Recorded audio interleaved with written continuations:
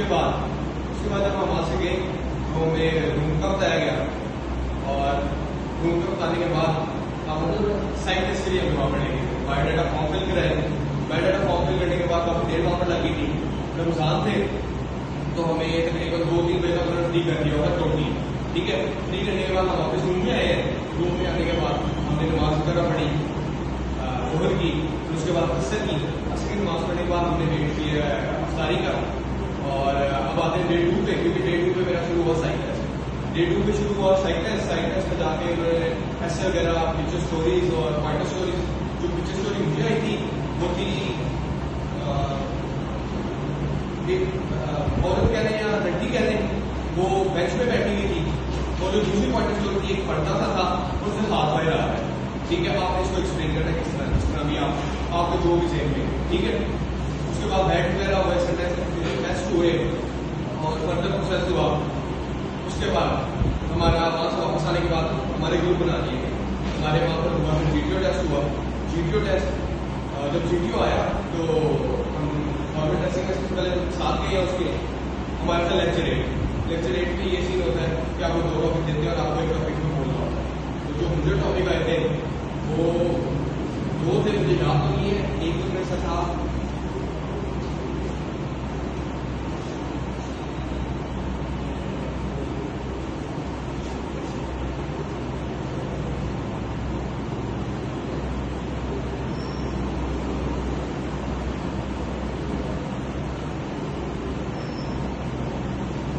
Power gift happiness. ठीक है, इसको मैंने एक्सप्लेन किया। इसमें आपको वो 1 से 1.5 मिनट देते हैं, बाहर जाकर आपको रूम से बाहर जाना होगा और आपको सोचना होगा उसमें आप पॉइंट्स बना लो सेम में, ताकि अंदर जाके आप उसको अच्छे से एक्सप्लेन कर पाओ। उसके बाद हमारा वो मिलिट्री प्लानिंग हुई। मिलिट्री प्लानिंग में उसने इंस्ट्रक्शन दी कि आपने जो पेपर में लिखना है वो ही एक्सप्लेन करना है, मतलब आपने कोई चीज नहीं। उसके बाद हमने जाकर चेंज किया अपना ट्राउजर वाइट या फिर ट्राउजर निकर वाइट जो भी है, शर्ट पहन के हम वापस आए वीडियो टास्क के लिए। वहाँ पर टास्क लगा हुआ है। वहाँ से वापस आने के बाद डेट गार्ड में मेरा इंटरव्यू हुआ डिप्टी के साथ।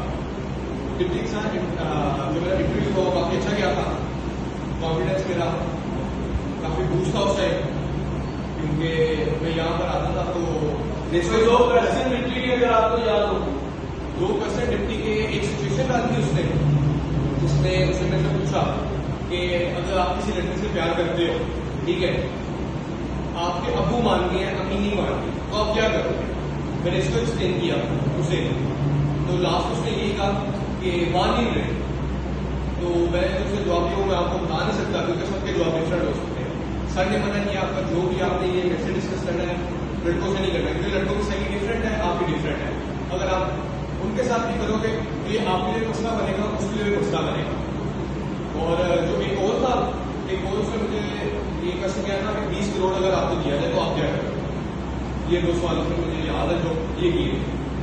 उसके अलावा कोई क्वेश्चन, और उसके अलावा डिप्टी का होने के बाद हमारा उसके ऊपर जो डिस्कशन हुई थी उसमें जो इंग्लिश में टॉपिक था वो AI पे था और उर्दू का हमारा था फैसला मुहाजिरीन पे।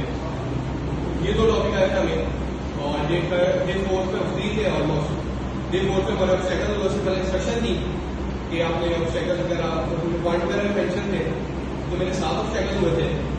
उसके बाद हम वापस आगे मिलते, हमें कहा गया कि आप ड्रेसअप कर लें अपने फॉर्मल ड्रेसिंग जो भी हमने करनी है, क्योंकि किसी का भी स्टाइल इंटरव्यू हो सकता है, स्टाइल इंटरव्यू हुआ किसी का नहीं था।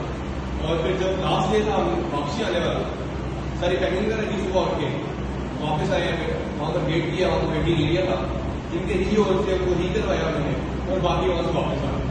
तो ये मेरा एक्सपीरियंस। अगर किसी का कोई क्वेश्चन